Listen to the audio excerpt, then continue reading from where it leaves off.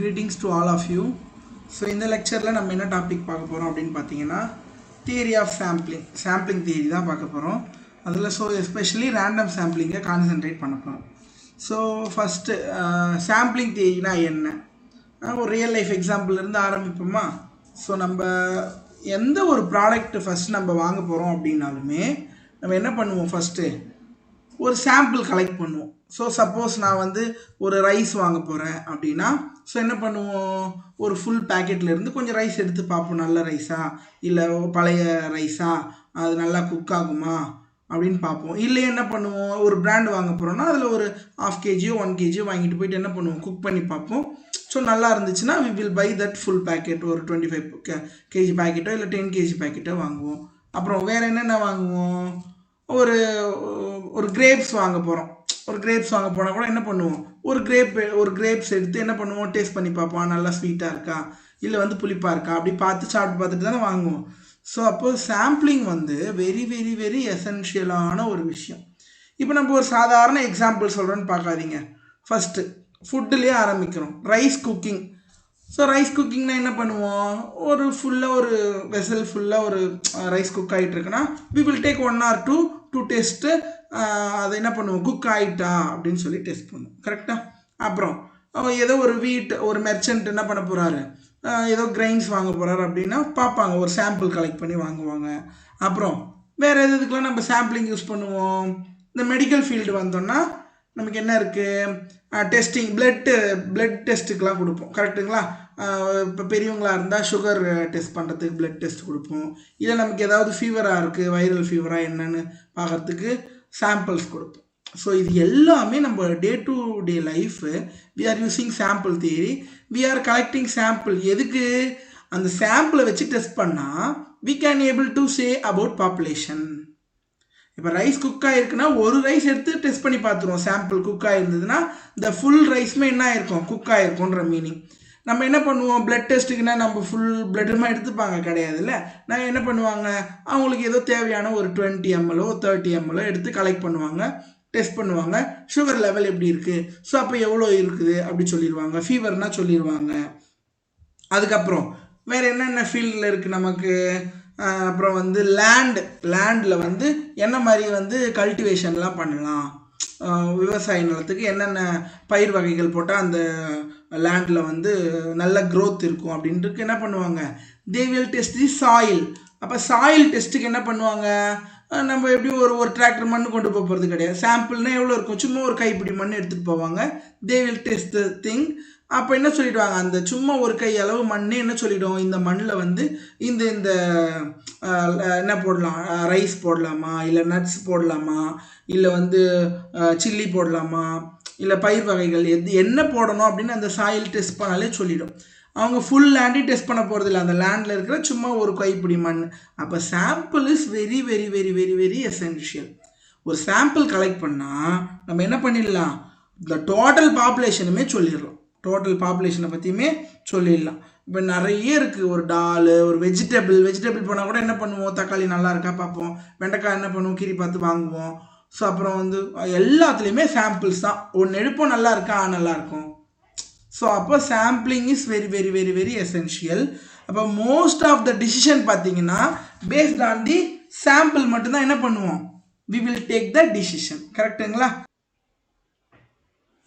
So அப்போ sampling தியரியில் 2 முக்கியமான விஷயம் அப்போ என்னென்னா, one is sample and another one is population. இந்த பாப்புலேஷனே வந்து 2 கைண்டாக சொல்லலாம். ஒன்று என்னது, ஃபைனைட் பாப்புலேஷன் வந்து ஃபைனைட்டாக இருக்கும். அப்புறம் it may be infinite also, the population may be infinite. அப்போ ஃபைனைட் பாப்புலேஷன்னா என்ன, இன்ஃபைனைட் பாப்புலேஷன்னா என்ன? ஃபைனைட் பாப்புலேஷன்னா என்னன்னா, இட் கேன் பி மெஷர்டு, இல்லை கவுண்டபிள், இல்லை என்னால் என்ன பண்ண முடியும், கவுண்ட் பண்ண முடியும், இட் இஸ் என்யூமரேட்டட். இந்த மாதிரி விஷயத்தில் என்னன்னு சொல்லலாம், ஃபைனைட் பாப்புலேஷன். இன்ஃபைனைட் பாப்புலேஷன்னா it cannot be measured, it is uncountable, it cannot be enumerated. So example பார்க்கலாமா, எதெல்லாம் ஃபைனைட் பாப்புலேஷனாக எடுப்போம், ஒரு ஃபேக்ட்ரியில் ஏதோ ஒரு ப்ராடக்ட் ப்ரொடியூஸ் பண்ணுறாங்கப்பா, கவுண்டபிள் ப்ராடக்ட்ஸு, கவுண்ட் பண்ண முடியணும், இண்டிவிஜுவல் ஐட்டம்ஸாக இருக்கணும். ஒரு செல்ஃபோன் ப்ரொடியூஸ் பண்ணுறாங்க, 1000 ஃபோன் ப்ரொடியூஸ் பண்ணாங்கன்னா they will take 1 or 2 as a sample. Okay, அப்போ அந்த 1000 மொபைல்ஸ் ஆர் பாப்புலேஷன். ஏற்கனவே சொன்ன மாதிரி சேர்ஸ் ப்ரொடியூஸ் பண்ணுறது, லைட்டு, ஒரு laptop, any gadgets, electronic item, individual items எல்லாமே ப்ரொடியூஸ் பண்ணுறது ப்ரொடக்ஷனில் தே வில் ஹாவ் டோட்டலாக ப்ரொடியூஸ் பண்ண ப்ரொடக்ஷன் அப்படியே இருக்கும், அது எல்லாமே பாப்புலேஷன். அது கரெக்டாக இல்லையா அப்படின்னு செக் பண்ணால் they will take 1 or 2 from the total amount, அதுலேருந்து எடுப்பாங்க. அதை தான் நம்ம என்னென்னு சொல்கிறோம், சாம்பிள் அப்படின்னு சொல்கிறோம். அப்புறம் பார்த்தீங்கன்னா ஒரு காலேஜில் ஸ்டூடெண்ட் செக் பண்ண போகிறோன்னா ஒரு 2 ஸ்டூடெண்ட் எடுப்போம், number of student in a class. Okay, அப்புறம் இந்த மாதிரி நிறைய சொல்லலாம். So these are the finite population. அதிலிருந்து கலெக்ட் பண்ணுற சாம்பிள் எல்லாமே ஒவ்வொன்றும் ஒரு இண்டிவிஜுவல்ஸ், கவுண்டபிளான இண்டிவிஜுவல்ஸ். அப்புறம் இன்ஃபைனைட் பாப்புலேஷன் இதெல்லாம் சொல்லலாம், நம்மளால் கவுண்டே பண்ண முடியாதுல்ல. So stars in a sky, stars in a sky, ஸ்கையில் இருக்கிற ஸ்டார்ஸ் வந்து it is infinite. Okay, we cannot able to count it. அப்புறம் பாக்டீரியா, இதை ஒரு மெட்டீரியல் எடுக்கிற அதில் எவ்வளோ பாக்டீரியா இருக்குன்னா it cannot be countable number of bacterias. அப்புறம் வைரஸ் கூட எவ்வளோ வைரஸ் இருக்குது. அப்புறம் பிளட்டில் இருக்கிற ரெட் பிளட் செல்ஸு, இது எல்லாமே என்ன பண்ண முடியாது, we can able to take it as a sample. blood sample எடுக்கலாம், ஒரு ஃபுட் ப்ராடக்ட் எடுத்து அது நல்லா இருக்கா இல்லையான்னு செக் பண்ண முடியும். பட் அதில் என்ன இருக்குது, இப்போ பாக்டீரியா வந்து என்னால் கவுண்ட் பண்ண முடியாது, it is a infinite population. அப்புறம் பிளட் செல்ஸை கவுண்ட் பண்ண முடியாது. அப்போ இந்த மாதிரி விஷயத்தெல்லாம் நம்ம இன்ஃபைனைட் பாப்புலேஷன் அப்படின்னு சொல்கிறோம். ஓகே, ஸோ இந்த சாம்பிளிங்கில் ஒரு பாப்புலேஷனை தான் ரெப்ரசன்ட் பண்ண போது சாம்பிள் அப்படின்னா, so there are some essential things. So there is essentials of sampling. essentials of sampling.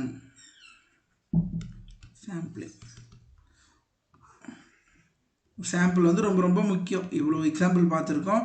So ரொம்ப அத்தியாவசியமான விஷயங்கள். ஒரு சாம்பிள் கலெக்ட் பண்ணால் definitely the sample should satisfies the following condition. என்னென்னது, the sample must be representative. It must be representative. எதை represent பண்ணணும், பாப்புலேஷனை represent பண்ணணும். Sample should be represent the throughout the population, மொத்த பாப்புலேஷனுமே அது ரெப்ரசன்ட் பண்ணணும். அப்புறம் பாப்புலேஷன் வந்து ஹோமோஜினியஸாக இருக்கணும். There should be homogeneity. Okay, then third one is adequate sample. அடிக்குவேட்டாக இருக்கிறோம் கலெக்ட் பண்ணுற sample, adequate samples. Then the fourth condition is optimization.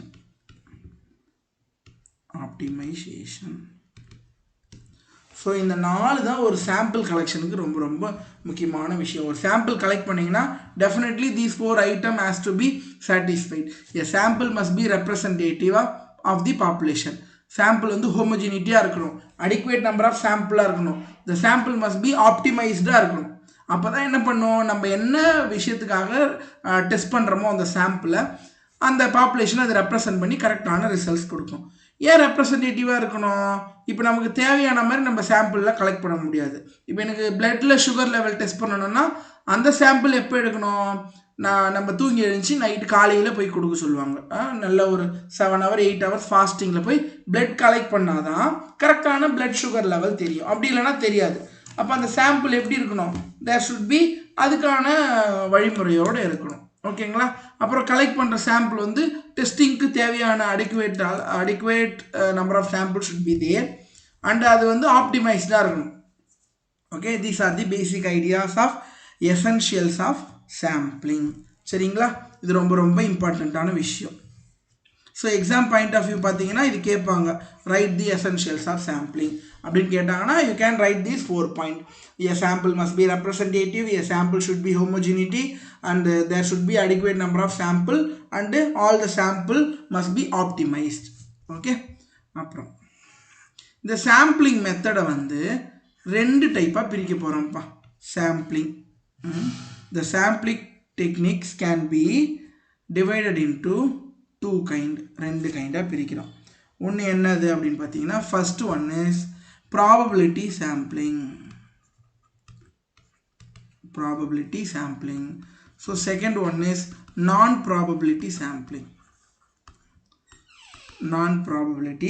sampling. Probability sampling நம்ம என்ன அப்படின்னு சொல்றோம்னு பார்த்தீங்கன்னா random sampling அப்படின்னு சொல்லலாம். Probability sampling is nothing but random sampling.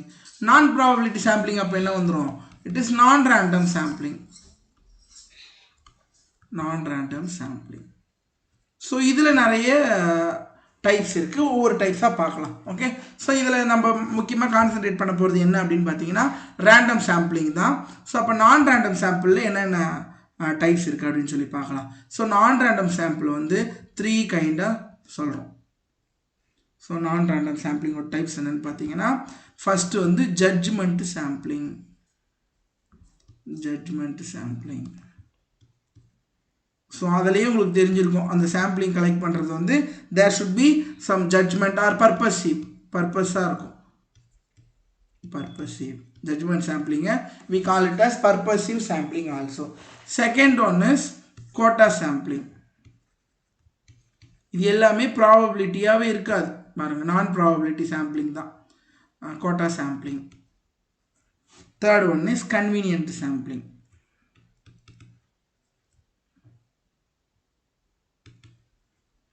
convenient sampling. So அப்போ ஃபஸ்ட்டு ப்ராபபிலிட்டி சாம்பிளிங்னா நமக்கு என்னன்னு தெரியணும், ரேண்டம் சாம்பிளிங்னா என்னன்னு தெரிஞ்சாதான் நான் ப்ராபபிலிட்டி சாம்பிளிங்கோட டைப்பில் இருக்கிற வித்தியாசத்தை நம்மளால் என்ன பண்ண முடியும், ஐடென்டிஃபை பண்ண முடியும் இல்லைங்களா. ப்ராபபிலிட்டி சாம்பிளிங்னா என்ன, ப்ராபபிலிட்டினாலே நமக்கு என்னென்ன அவுட்புட் இருக்கோ எல்லா அவுட்புட்டுக்குமே we should provide the equal number of chances கொடுக்கணும். நான் ப்ராபபிலிட்டினா என்னது, there should not be equal chances for all the items. அதான நான் ப்ராபபிலிட்டி சாம்பிளிங். அப்போ அதுதான் இதை சொல்லுது பாருங்களா, அதோட டைப்ஸ் எல்லாமே. ஜட்மெண்ட் சாம்பிளிங்னா என்ன, ஒரு சாம்பிள் இப்போ வந்து எனக்கு வந்து ஒரு கிளாஸில் வந்து யார் நல்ல பையனோ அவங்கள தானே நம்ம கூப்பிட்டு போய் யூஸ்வலாக ஒருத்தர் மேலே எப்படி ஒப்பீனியன் இருக்கோ நம்மளே ஜட்ஜ் பண்ணி வச்சுருப்போம்.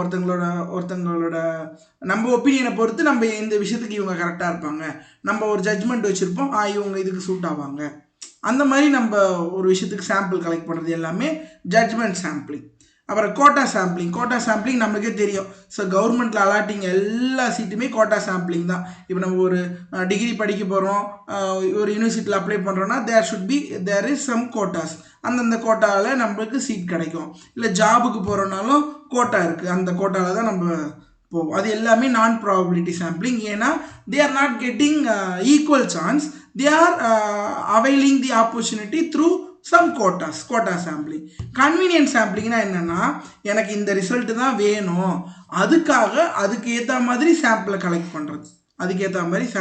பண்ணுறது, அப்போ அதுலேயுமே there are some biased things, so that these are called as the non-probability sampling. Probability sampling பார்ப்போம். ரேண்டம் சாம்பிளிங்னா என்னன்னு பார்க்கலாமா.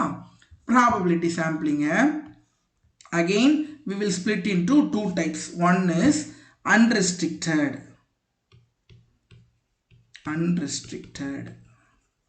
இன்னொன்று பார்த்தீங்கன்னா restricted.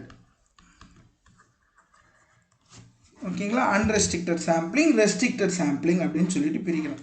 இந்த அன்ரெஸ்ட்ரிக்டட் சாம்பிளிங் வந்து ஃபஸ்ட்டு டைப் வந்து simple random sampling.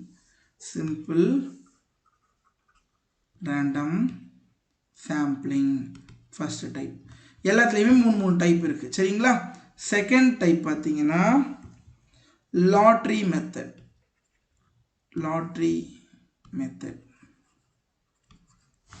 Third sampling பார்த்தீங்கன்னா table random method. Table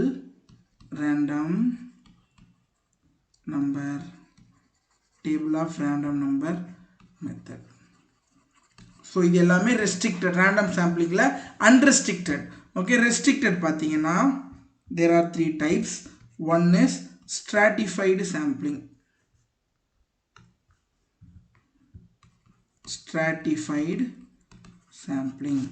Second type பார்த்தீங்கன்னா systematic sampling. Third பார்த்தீங்கன்னா cluster sampling. ஸோ இது எல்லாமே தான் நம்ம வந்து ஒரு டேட்டா அனாலிசிஸில் நம்ம யூஸ் பண்ணுற technique. Stratified data, systematic data, cluster sampling, இது எல்லாமே ரொம்ப advanced level of collection of sampling.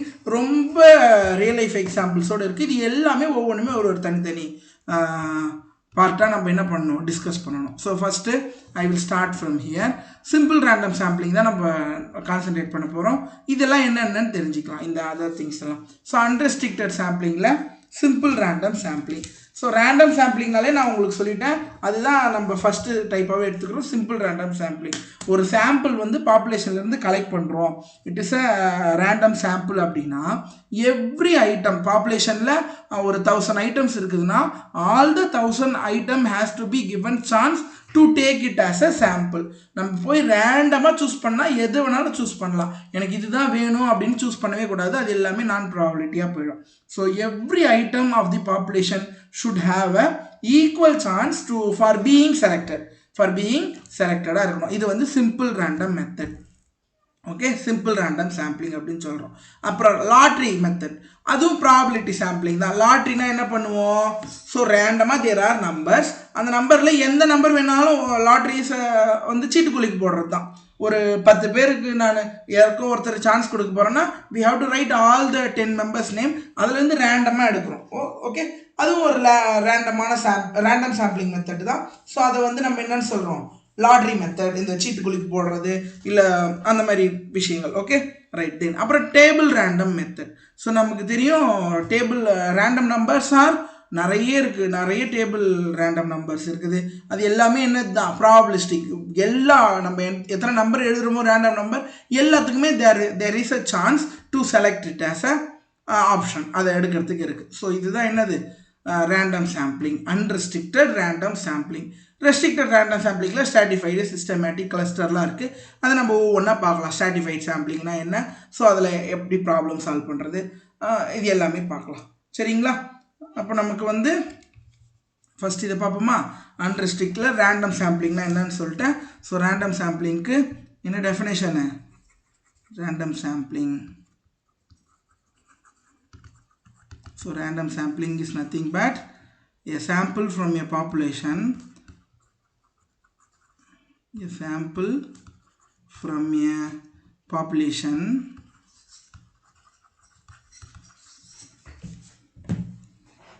is said to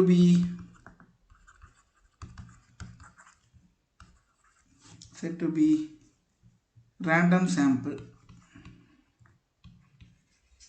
said to be random sample if every item, so என்ன சொன்ன டெஃபினேஷன் சொல்லும் போது, if every item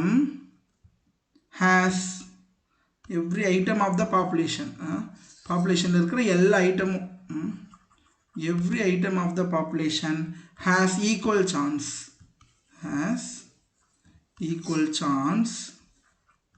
for being selected.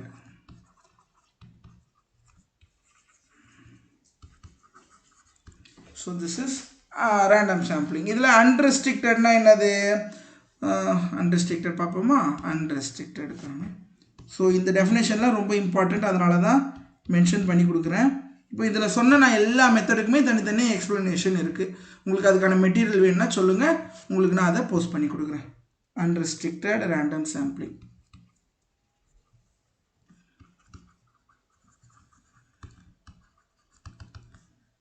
So unrestricted random sampling என்னன்னா, when a random sample is said to be unrestricted,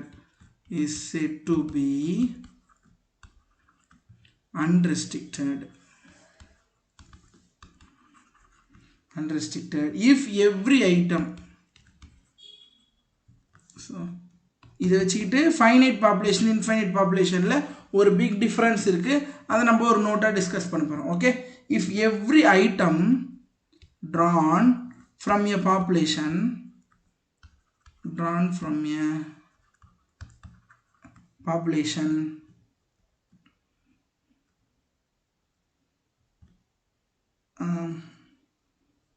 the sample is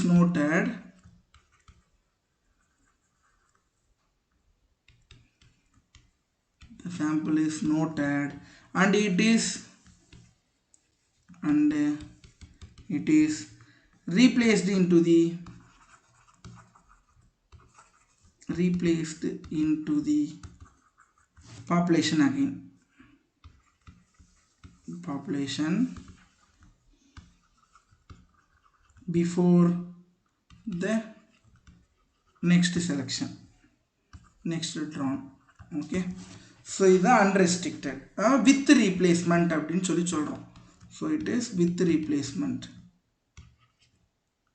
எந்த ஒரு ரெஸ்ட்ரிக்ஷனும் இல்லை. So இப்போ நான் சப்போஸ் ஒரு சாம்பிள் செலக்ட் பண்ணுறேன் அப்படின்னா அதை நோட் பண்ணிவிட்டு திருப்பி அந்த சாம்பிள் அந்த பாப்புலேஷன்லேயே கொடுத்துருவேன். மறுபடியும் என்ன பண்ணணும், ரேண்டமாக சூஸ் பண்ணணும், திரும்ப அதே கூட கிடைக்கலாம். So there should not be any restriction, எத்தனை டைம் வேணாலும் கிடைக்கலாம். ஸோ அதுக்கு எக்ஸாம்பிள் பாருங்களேன், ஒரு டை த்ரோ பண்ணுறேன், 6 வருதுன்னா மறுபடியும் த்ரோ பண்ணும்போது 6 வரலாம். இல்லை ஹெட்டு டைல் போடும்போது ஒரு இல்லை நம்ம நம்பரே எடுப்போமே, லாட்ரி மெத்தட் படி நம்பர் போடுவோம், ஒரு 10 நம்பர்ஸ் போட்டுருவோம். ஒரு நம்பர் எடுக்கிறோம், ஒரு 5 எடுத்துட்டோன்னா ஃபஸ்ட்டு ட்ரானில் 5 கிடச்சிருக்கு, we have to note it. திரும்ப அந்த 5ன்றது அந்த 10 சீட்டுக்குள்ளேயே போட்டுட்டு திருப்பியும் எடுக்கணும், திரும்பியும் 5 கிடைக்கலாம். ஓகே, ஸோ இது வந்து அன்ரெஸ்ட்ரிக்டட் வித் ரீப்ளேஸ்மெண்ட். இதை ரெஸ்ட்ரிக்ட் பண்ணுறோம் அப்படின்னா ஒரு சாம்பிளுக்கு சான்ஸ் கிடச்சிருச்சுன்னா திரும்ப அந்த சாம்பிளுக்கு there should not be any chance. அதை வந்து என்ன பண்ணுறோம், ஒரு ரெஸ்ட்ரிக்ஷனாக கொடுக்குறோம்ல, அதுதான் நம்மளுக்கு என்னது restricted sampling.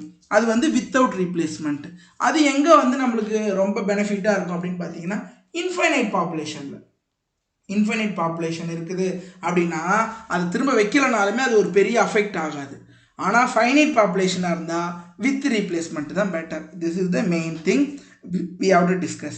So in random sampling without replacement அப்படினாலே we will drawn but no replacement. நம்ம என்ன பண்ண மாட்டோம், எடுத்துருவோம் ஆனால் திரும்ப வைக்க மாட்டோம். Without replacement. வித் ரீப்ளேஸ்மெண்ட்னா எடுத்துட்டு திரும்பி போட்டுட்டு திரும்ப அதுக்கே சான்ஸ் கொடுக்கறது. அப்போ நம்ம நோட் பண்ண வேண்டிய விஷயம் என்ன அப்படின்னா, so we have to note it. என்னது, a random sampling.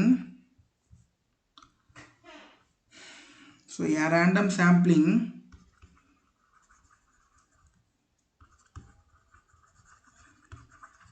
from a finite population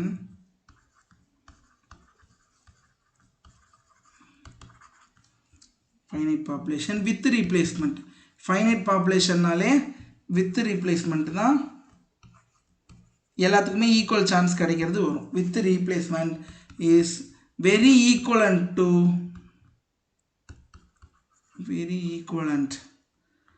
equivalently it is equivalent to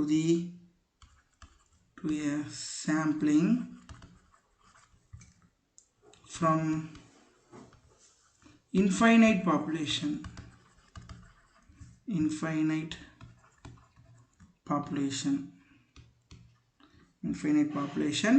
without replacement.